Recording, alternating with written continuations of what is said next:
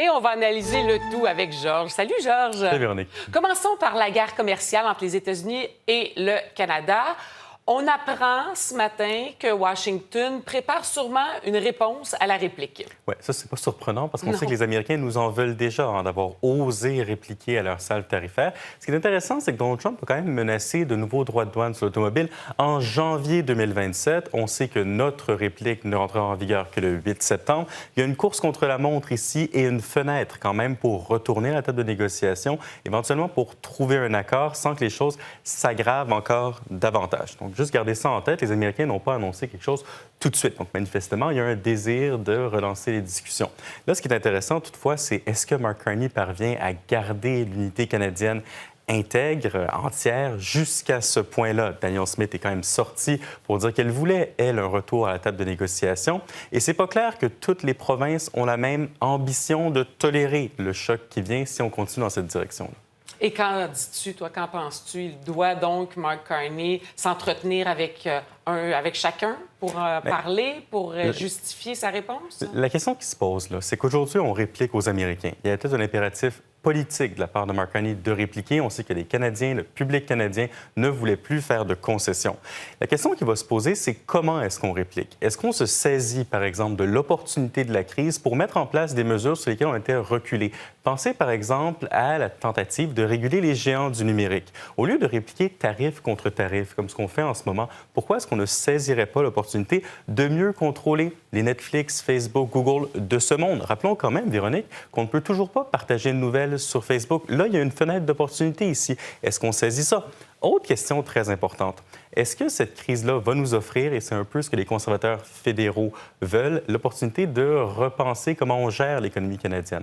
Parce que là, la réponse des libéraux, c'est à peu près la même. C'est on va s'endetter, ça va coûter très cher de soutenir des entreprises pour garder le même modèle. Est-ce qu'au contraire, on pourrait s'intéresser à comment on rend l'économie canadienne plus compétitive? Dernier point là-dessus, puis c'est aussi important, il va falloir qu'on engage une réflexion sur le type d'industrie qu'on veut conserver au Canada. Là, il y a un impératif, en Ontario notamment, de conserver l'industrie automobile. Est-ce que c'est la plus performante? Est-ce que c'est celle qui peut amener les rendements les plus importants pour le Canada? Est-ce qu'on peut tout sauver, en quelque sorte, dans un contexte où les Américains veulent ramener des industries chez eux? Et il y a des intérêts particuliers aux États-Unis qui plaident pour ça. Ce n'est pas seulement Donald Trump ici. Oh là là, mais tu imagines les crises que ça pourrait faire si Mark Carney décidait « je sauve telle industrie, mais pas tel secteur ». C'est l'enjeu depuis le départ. C'est qu'est-ce qu'on donne aux Américains, qu'est-ce qu'on protège. Mais le fait que ce soit difficile politiquement, là, il a un gouvernement majoritaire, Mark Carney, il est très, très estimé par les Canadiens et les Québécois dans les sondages. Il a une opportunité. Il y a une super phrase en anglais, « Never let a good crisis go to waste ». Ne jamais gaspiller une bonne crise.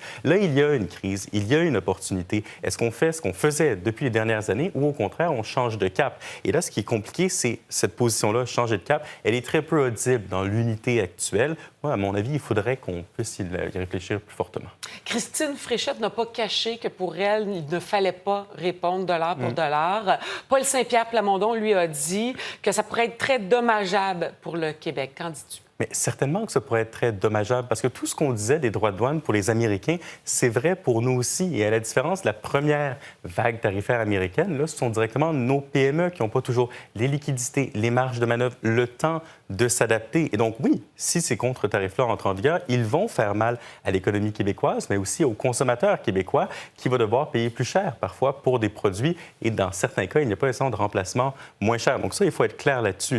C'est intéressant quand même, Véronique, que Christine Fréchette avait appelé à une réponse stratégique. Bon, monsieur Drainville parlait d'une réponse chirurgicale. C'est pas ce vers quoi le fédéral va en ce moment. Donc là, déjà là, il y a un problème de communication entre les deux paliers de gouvernement. Est-ce que Christine Fréchette, c'est tenable comme position pour elle de faire une demande au fédéral, de ne pas se faire écouter et par la suite de dire qu'elle est satisfaite ou il y a un espace dans la campagne électorale qui vient pour entendre certaines critiques? Et ça, par contre, c'est pas clair. Et c'est bien joué de Paul Saint-Pierre Plamondon de critiquer la stratégie d'Ottawa? Mais ce qui est intéressant, c'est comment Paul Saint-Pierre Plamondon tente de lier sa critique de la stratégie d'Ottawa à son modèle plus large pour l'économie québécoise. Par exemple, il voulait se focusser sur les PME, davantage sur les grandes multinationales. C'est ce qu'il a annoncé hier. Est-ce que les Québécois vont être capables de faire le lien entre les deux? C'est-à-dire, c'est pas seulement critiquer Ottawa pour le plaisir de critiquer Ottawa parce qu'on est le Parti québécois, mais aussi parce qu'on a un autre modèle économique à proposer pour le Québec. Et cet autre modèle-là appellerait des réponses différentes. D'ailleurs, Éric Duhem, on va en parler, dit quelque chose d'un peu similaire ici. Oui, Éric Duhem, donc, qui, lui, veut aider les entreprises, mais a quand même dit, là, il ne faut pas subventionner les entreprises à chaque crise. Et ce qui est intéressant avec la position de Duhem, c'est que de tous les partis politiques, au point de vue économique, c'est quand même celui qui a la ligne la plus claire. On peut être pour, on peut être contre. Mais dans la tête des conservateurs d'Éric Duhem, il faut réduire le rôle que joue l'État en général dans l'économie, donc réduire les subventions, alléger la réglementation, rendre plus facile, finalement, de faire des affaires au Québec. Et là, lui, il saisit quand même l'opportunité de la crise tarifaire pour dire,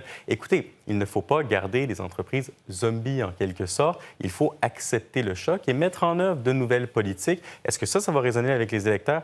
Peut-être dans la base conservatrice, qui est fréquemment très, très convaincue, mais c'est tout un argument à faire, là, s'attaquer au modèle québécois en quelque sorte. Ça prend de la pédagogie. Je ne sais pas si Éric Duhem a la pédagogie requise pour ce faire. Oui, et comme tu dis, est-ce que ça va résonner? Est-ce que ça va résonner dans la grande région de Québec? Parce qu'on sait qu'il y a quand même beaucoup d'entrepreneurs, notamment en Beauce. Et ça revient aussi à lorsqu'il dit « je vais diminuer le nombre de fonctionnaires ». Là aussi, il s'adresse quand même à la grande région de Québec. C'est là qu'il peut faire des gains. Oui, mais le plus gros problème, c'est que la première réaction, ça va être la douleur. Si les contre-tarifs entrent en vigueur, les gens vont penser à leur chèque de paie, à payer l'épicerie, à payer leur loyer, à des choses comme ça. Si vous êtes préoccupé par des éléments très concrets et matériels et que de l'autre côté, le gouvernement vous propose des mesures d'aide, peut-être plus séduisant les mesures d'aide lors de la crise qu'une grande réflexion sur le modèle macroéconomique du Québec. Donc, c'est ça aussi l'enjeu pour Éric Duhem.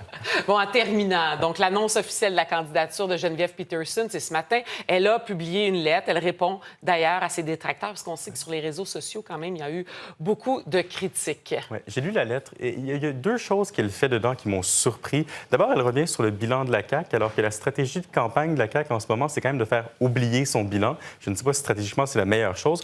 Autre élément surprenant, elle n'en fait pas plus qu'il faut pour dire qu'elle soutient Christine Fréchette, alors que la CAQ est pas mal rendue. L'équipe Christine Fréchette, je me serais attendu à une grande déclaration d'amour de la première ministre. Maintenant, Mme Peterson fait quand même un point intéressant. Quand on travaille dans les médias, parfois on dit des choses, après on a d'autres convictions, on rentre en politique. C'est une game difficile de naviguer notre personnage public d'avant et le personnage public d'aujourd'hui pour des convictions qu'elle dit sincères. La game dans la game. Mais en tout cas, à la CAQ, il y a beaucoup de candidatures féminines. Il y a beaucoup de candidatures féminines, de plus en plus de candidatures éclectiques aussi. C'est de plus en plus difficile, Véronique, de voir c'est quoi la position idéologique de la Coalition Avenir Québec. Ça va être un problème peut-être durant la campagne. Est-ce que tous les candidats vont être d'accord avec toutes les positions? On verra.